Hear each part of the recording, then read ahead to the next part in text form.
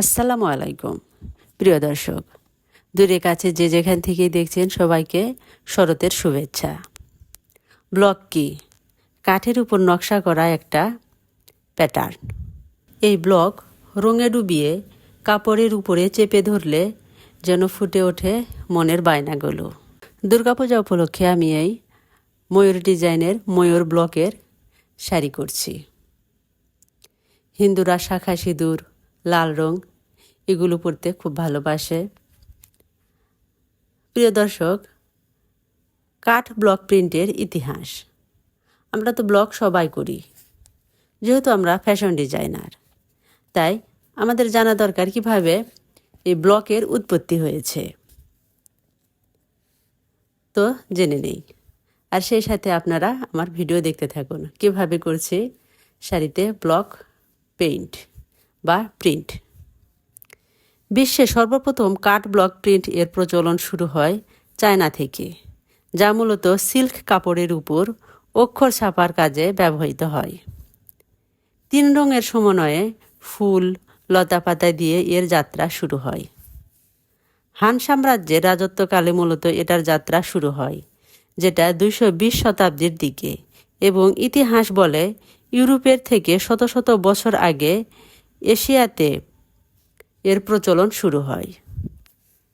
China সর্বপ্রথম অক্ষর প্রিন্টের জন্য কাঠ ব্লকের ব্যবহার শুরু করে, এবং দেখা যায় যে লেখা মুদ্রণের ছবিসহ বই ছাপার কাজেই এই কাঠ ব্লকের ব্যবহার হতো।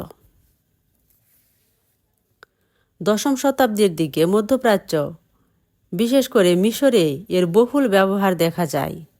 আরবিতে এই প্রক্রিয়াকে বলা হয় তারস।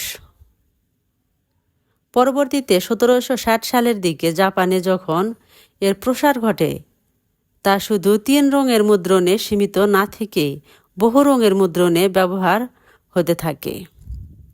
যেহেতু এটা বই ছাপার কাজে শুধু ব্যবহার হতো, তাই অক্ষরগুলো কালো থাকলেও শিল্পের নৈপুণ্য আনতে ছবিগুলো থাকতো কালারফুল।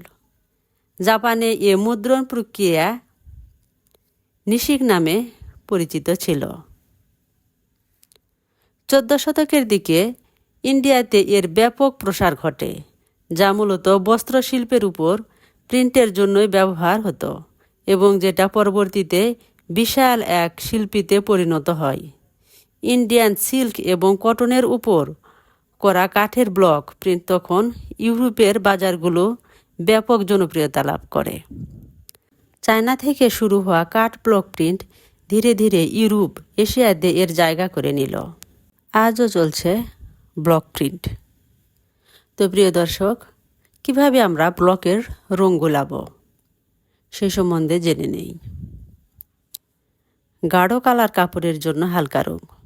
হোয়াইট পেস্ট 3 চামচ, এনকে ফিক্সার 1 চামচ, বাইন্ডার পাতলা করতে যা লাগে দিতে হবে, অক্সাল 2 ফোঁটা, একরামিন কালার বা রং পরিমাণ মতো। যদি অল্প রং দেওয়া হয় হালকা কালার হবে, বেশি রং দেওয়া হয় গাঢ় কালার আসবে। ব্যবহার প্রণালী: উপরের উল্লেখিত সবগুলো কেমিক্যাল একত্রে মিশিয়ে নিতে হবে। যদি গাঢ় হয়ে যায় সেক্ষেত্রে বাইন্ডার দিয়ে পাতলা করে নিতে হবে। কেমিক্যালের অনুপাতে একরামিন রং বেশি হলে রং ওঠার সম্ভাবনা থাকে, সেই দিকে অবশ্যই খেয়াল রাখতে হবে। প্রথমে ট্রে এর মধ্যে পলিথিন বিছিয়ে নিতে হবে, না হলে ট্রের পরিবর্তে ব্যবহারের অনুপযোগী হবে। পলিথিন বিছানো হলে কম্বল ফোম বিছাতে হবে, তবে কম্বল হলে ভালো হয়। তারপর কম্বল এর উপর তৈরি রং আস্তে আস্তে ঢালতে হবে আর ব্রাশ দিয়ে নাড়াচাড়া করতে হবে। তারপর ব্লক দ্বারা কাপড়ে প্রিন্ট শুরু করুন। কাপড়ে প্রিন্ট করার সময় হালকাভাবে ডাইস এ চাপ প্রয়োগ করতে হবে।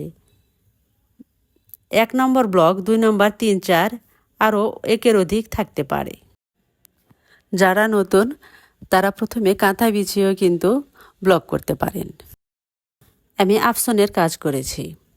আফসনের কাজ বেশিক্ষণ করলেই একটু চটা চটা হয়ে যায়, ভালো করে ভরে না, তাই ডাইস ধুয়ে নিতে হবে, মানে ব্লক ধুয়ে নিতে হবে। ধুয়ে পরিষ্কার করে আবারও ব্লক করতে হবে। আরেকটা টিপস হলো হালকা কালার কাপড়ের উপর গাঢ় রং। নিউট্রেক্স 4 চা চামচ, এনকে ফিক্সার 1 চামচ, বাইন্ডার পাতলা করতে যা লাগে, এপ্রিটোন 1 চা চামচ, রং ছড়িয়ে গেলে দিতে হবে। সিসিএল 1 চা চামচ, একরামিন রং পরিমাণ মতো দিতে হবে। সুতি কাপড়ে আর অন্য কেমিক্যাল আছে, যেমন সফটনার দিলে কাপড় নরম হয়ে যাবে, নাইলন ফিক্সার দিলে রং ওঠার ভয় থাকে না, একটি 3 পিসে 1-2 ফোঁটা দিলেই চলবে, বেশি দিলে কিন্তু হরমরা চচ্চড়া হয়ে যাবে। অক্সাল ব্যবহার করলে রং গ্যারান্টি হয়। দর্শক, আমার ব্লক করা হয়ে গেছে, রং শুকিয়ে গেছে। এখন এটাকে আমি অর্নামেন্টস পরাবো, অলঙ্করণ করব। তাই আমি ফ্ল্যাট যে চুমকি আছে এই চুমকি বসিয়ে দিব কিছু কিছু জায়গায়, যেমন ময়ূরের মাঝখানে দিব, আঁচলে দিব, খুব বেশি দিব না, অল্প পরিমাণ দিব। আমি যদি খুব বেশি দেই তাহলে আমার কাজের রেট আসবে বেশি, কিন্তু সেই তুলনায় যদি আমি রেট না পাই, অল্প রেটের মাধ্যমে আমি কাজটা করব। যদি আমি সাইড দিয়ে এমব্রয়ডারি করি তাহলে কিন্তু আমার রেট আরও বেশি আসবে। যদি হ্যান্ড স্টিচ করি বা আরও অন্যান্য ফুল করা হয় তাহলেও আসবে। আমার রেট অনুযায়ী কাজ করতে হবে, শুধু কাজ করলেই হবে না। প্রিয় দর্শক, আমার শাড়ি কেমন লাগছে?